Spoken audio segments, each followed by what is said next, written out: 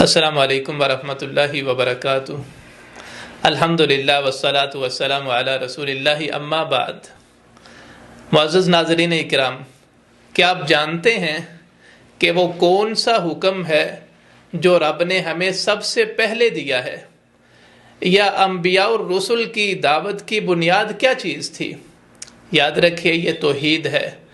توحید کا مطلب صرف ایک رب کی عبادت کرنا اور اس کے ساتھ کسی کو شریک نہ ٹھہرانا، یعنی دعا کرنی ہے صرف رب سے کرنی ہے، ہر قسم کی عبادت صرف پروردگار عالم کے لیے کرنی ہے، نفع نقصان کا مالک سمجھنا ہے صرف اسے، اسی طرح ڈر اور خوف ہوگا تو اسی کا ہوگا، اسی پر توکل اور بھروسہ کرنا، اسی سے امیدیں وابستہ کرنا، اسی کے نام کی نظر و نیازیں دینا، یہ توحید ہے۔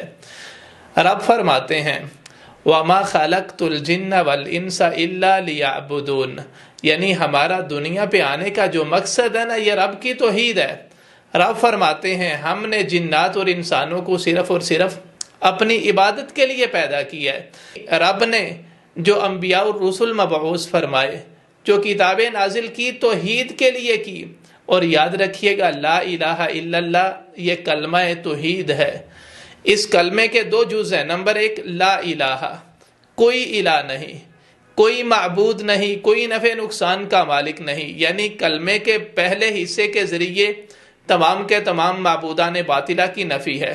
دوسرا حصہ الا اللہ، صرف اللہ تعالی، یعنی رب کے علاوہ جتنے بھی معبودان باطلہ ہیں، وہ انسان ہوں، جنات ہوں، حجر و شجر ہوں، یہ مورتی ہیں، یہ دربار و مزار جو بھی ہے، سب کی نفی کی جائے اور صرف رب کی عبادت کی جائے۔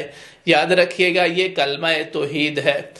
عزیزو، آپ توحید کی اہمیت اس بات سے لگا سکتے ہیں، رب فرماتے ہیں فَاعْلَمْ أَنَّهُ لَا إِلَٰهَ إِلَّا هُوَ، پس جان لیجئے اللہ کے علاوہ کوئی معبود نہیں، کوئی الہ نہیں، کوئی نفع نقصان کا مالک نہیں۔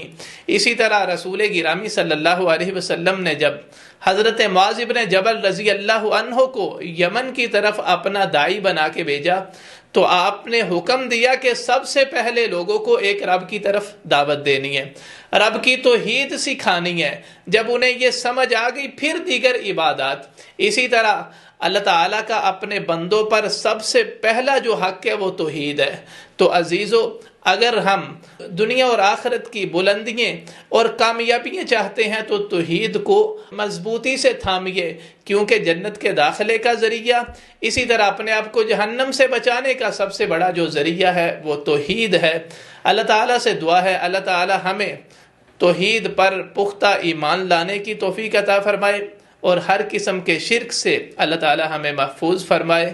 وآخر دعوانا ان الحمد للہ رب العالمین۔